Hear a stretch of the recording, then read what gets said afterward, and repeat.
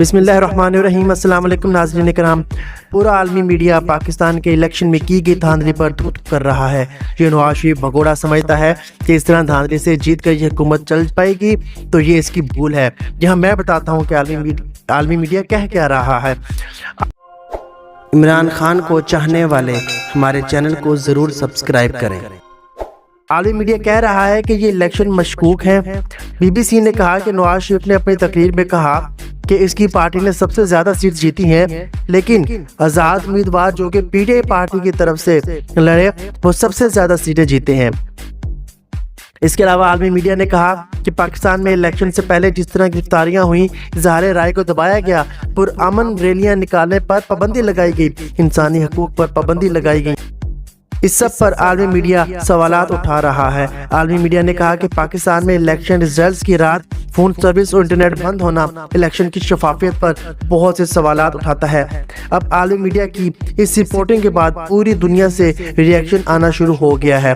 امریکی محکمہ خارجہ نے کہا ہے کہ پاکستان میں جو انتخابات ہوئے ہیں، امریکہ چاہتا ہے کہ ان کے ریزلٹس جلد از جلد بتائے جائیں اور وہی ریزلٹ بتائے جائیں جو عوام نے الیکشن سے الیکٹ کیے ہیں، جو عوامی امنگوں کے مطابق ہیں، ان میں رد و بدل نہ کیا جائے، عوام کی مرضی کی عکاسی کیے جانے والے ریزلٹس بتائے جائیں۔ امریکی وزیر خارجہ نے کہا کہ جو کچھ میڈیا نے بتایا ہے وہ انتہائی تشویشناک ہے، عوام کو اظہار رائے سے روکا گیا اور غیر ضروری پابندیاں لگائی گئیں جو نہیں لگنی چاہیے تھیں۔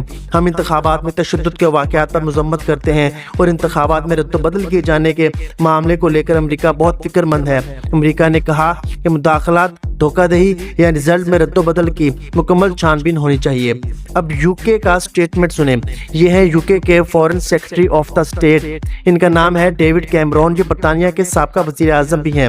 انہوں نے جو سٹیٹمنٹ جاری کیا وہ بھی میں اردو میں ٹرانسلیشن کر کے بتاتا ہوں۔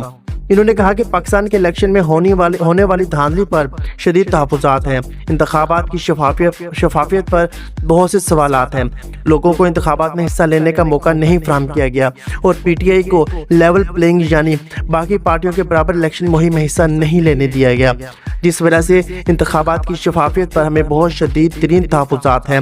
اور ڈیوڈ میکرون نے کہا کہ ہمیں معلومات تک رسائی نہیں دی جا رہی اور بنیادی انسانی حقوق کو بھی برقرار نہیں رکھا گیا، اور یہ کہ جلد از جلد انتخابی نتائج بتائے جائیں اور وہ نتائج جو عوامی امنگوں کے مطابق ہوں، یعنی اس میں دھاندلی نہ کی گئی ہو، دھاندلی زدہ ریزلٹس نہ ہوں۔ پھر یورپی یونین کی سنیں۔ انہوں نے بھی اسٹیٹمنٹ جاری کی ہے کہ پاکستان میں ہونے والے انتخابات میں رد و بدل کیا گیا ہے اور ریزلٹس روکے گئے ہیں اور عوامی امنگوں کے مطابق الیکشن نہیں کروائے گئے، لوگوں کو پرامن ریلیاں کرنے سے اور الیکشن میں حصہ لینے سے روکا گیا، رہنماؤں کی گرفتاریاں کی گئیں، فون سروس اور انٹرنیٹ بند کر کے اظہار رائے پر شدید تحفظات ظاہر کیے گئے۔ یورپی یونین نے مطالبہ کیا ہے کہ انتخابی نتائج میں جتنی بھی بے ضابطگیاں ہوئی ہیں ان کو بروقت ٹھیک کیا جائے اور رپورٹ کیا جائے۔ اب سنیں پاکستان میں موجود نون لیگ کے اپنے بندے نون لیگ کے خلاف کیا کہہ رہے ہیں کہ نواز شریف بھگوڑے نے غلط کام کر دیا ہے اور انہیں ہرگز نہیں کرنا چاہیے تھا۔ جس طرح بھگوڑا دھاندلی کر کے جیتا ہے اور یاسمین راشد کو ہرایا ہر کوئی جانتا ہے۔ نون لیگ کے سابقہ گورنر پنجاب زبیر عمر نے کہا ہے کہ پی ٹی آئی نے کے پی کے اور پنجاب میں قومی اسمبلی کی نشستوں پر برتری حاصل کر لی ہے، اب مسلم لیگ کے پاس حکومت بنانے کا کوئی اخلاقی جواز نہیں بنتا۔ طلعت حسین صاحب نے بھی کہا ہے کہ نواز شریف نے جو تقریر کی ہے وہ بہت ہی نامناسب ہے، ان کو یہ نہیں کرنی چاہیے تھی۔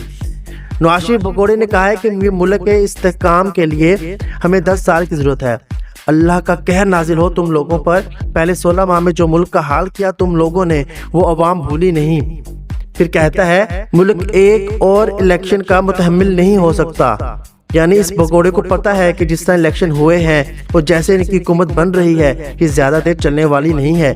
اس بھگوڑے نے ایم کیو ایم اور فضل ڈیزل اور زرداری کو اپنے ساتھ مل کر حکومت کرنے کی دعوت دے دی ہے اور ان کو اپنا اتحادی قرار دیا ہے۔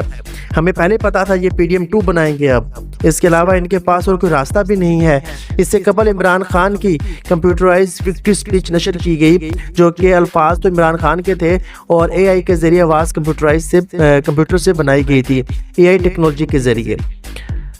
عمران خان نے اس میں کہا 170 سے زائد سیٹس پر وکٹری کا اعلان کیا اور انشاءاللہ جو سیٹس دھاندلی کر کے پی ٹی آئی سے چھینی گئی ہیں وہ فارم 45 کے ذریعے واپس مل جائیں گی۔